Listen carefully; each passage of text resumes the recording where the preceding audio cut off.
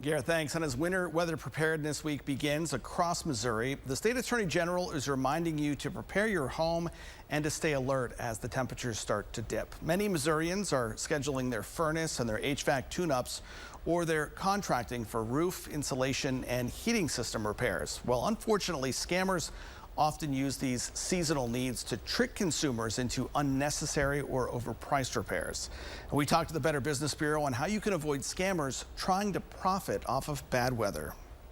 Unscrupulous folks, scammers, they'll take advantage of that. They'll come through neighborhoods looking to make a quick buck, offering to do tree removal or snow removal, and they want to get the money. They want cash in hand and get out quick. Consumers who think they have been scammed should call the Attorney General's Consumer Protection Hotline or contact the Better Business Bureau to make a report.